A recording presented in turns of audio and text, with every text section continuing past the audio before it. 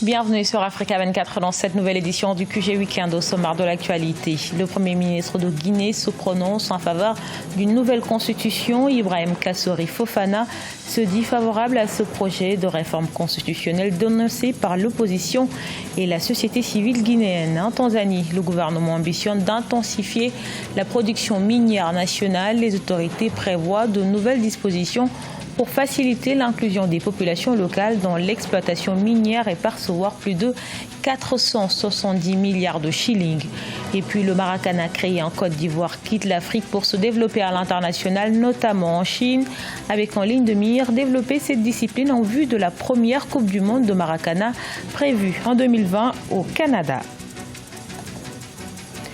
Mais tout d'abord, en Sierra Leone, des heurts ont éclaté à Freetown, la capitale, après une décision de justice favorable au président. Ce vendredi, la justice a renforcé le poids au Parlement de la formation du président Julius Maada Bio. La Haute Cour de justice a invalidé l'élection de 10 des 16 députés de l'ancien parti au pouvoir, l'EPC, qui était poursuivi pour des infractions à la loi électorale plus d'un an après les élections législatives de mars 2018. Notons que l'EPC a l'intention d'introduire un recours devant la Cour suprême.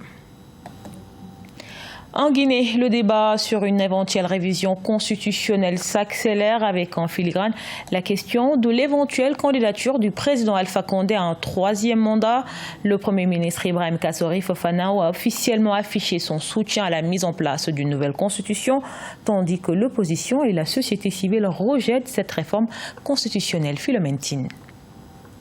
Le Premier ministre guinéen Ibrahima Kassori Fofana se dit favorable à une réforme constitutionnelle. Selon lui, la Constitution garantit la libre opinion et permet au peuple guinéen de s'exprimer sur des questions d'intérêt commun. Cette prise de position officielle est la première venant de hauts responsables. À la question concernant la mise en place d'une nouvelle Constitution en tant que citoyen, je dis oui, et en tant que gouvernement, je dis oui. Il m'est arrivé de poser la question au gouvernement individuellement en invitant chaque ministre à se prononcer sur le principe d'une nouvelle Constitution.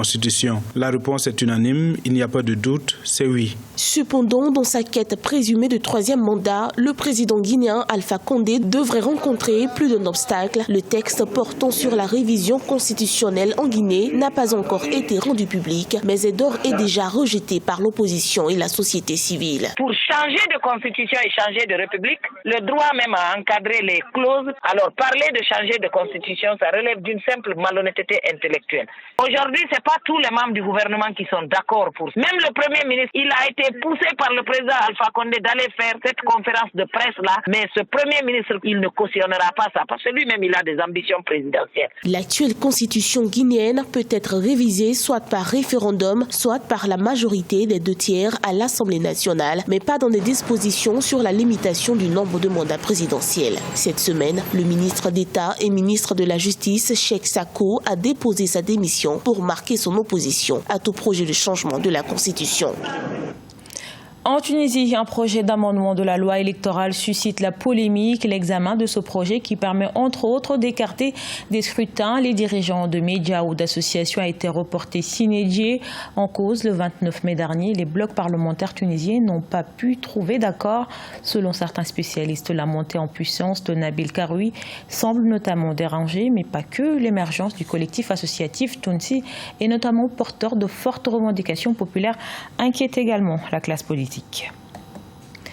L'État tanzanien compte redynamiser le secteur minier en 2019 et les autorités ambitionnent de percevoir plus de 470 milliards de shillings de revenus grâce au secteur minier, un chiffre en nette hausse par rapport à 2018 où les revenus du secteur ont été estimés à plus de 310 milliards de shillings. Nélé Claude Bessa.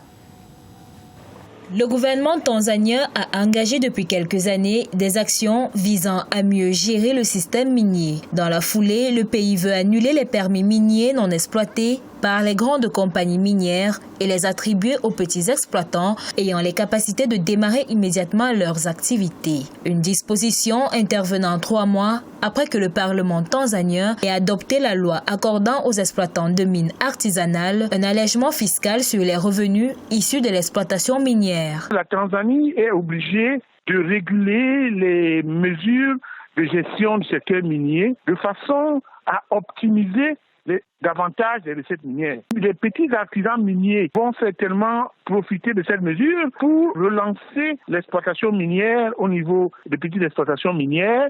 La nouvelle disposition minière devrait faciliter l'inclusion des populations locales dans l'exploitation minière. En effet, cette initiative répond aux doléances des mineurs artisanaux qui s'estimaient lésés par le mode d'attribution des licences. Avec l'implication des populations dans l'exploitation minière, les autorités tanzaniennes comptent stimuler la production et les exportations. Cette autostimulation de l'économie circulaire des zones rurales va nécessairement augmenter le niveau d'investissement déjà dans le secteur minier, mais aussi dans le secteur de développement tels que les routes, les ponts, les hôpitaux, etc.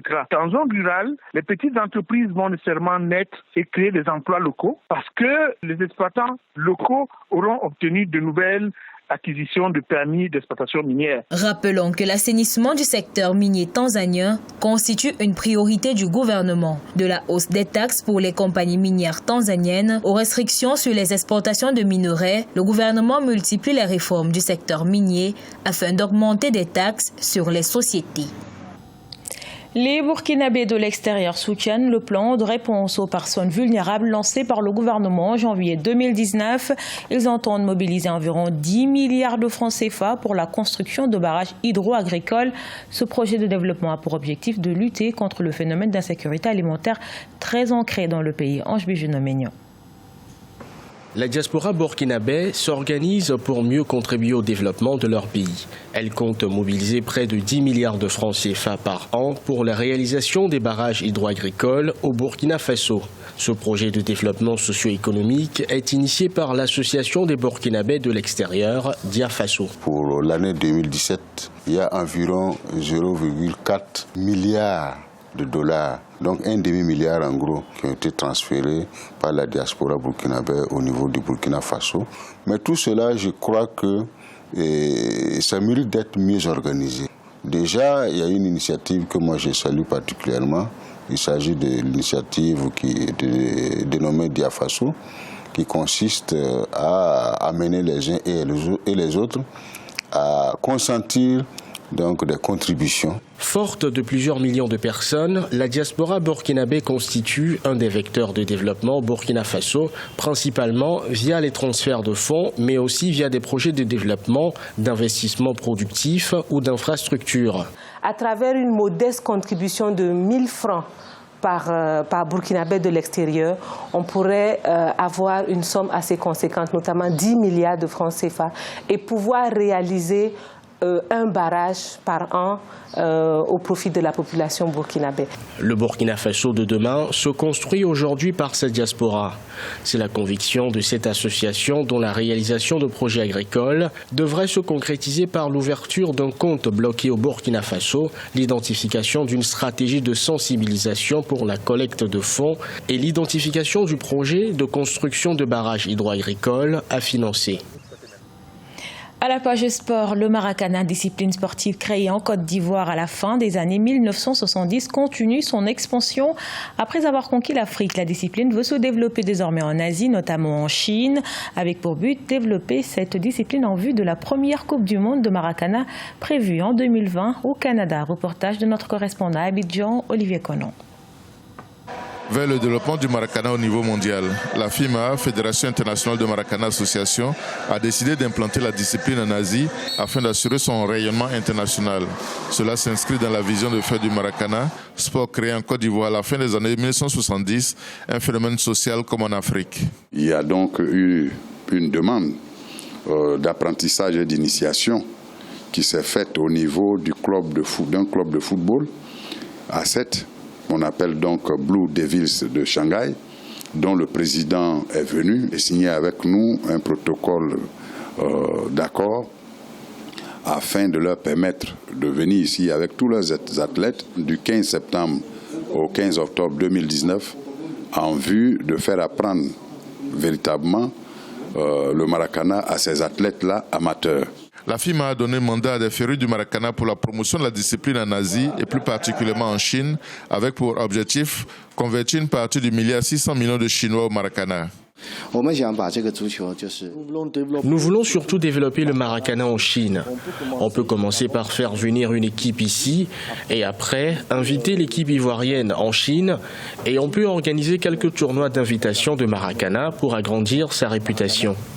En rappel, la Chine, à l'instar du Canada et de la France, a participé à la Coupe d'Afrique des Nations de Maracana 2018 à Abidjan comme nation invitée.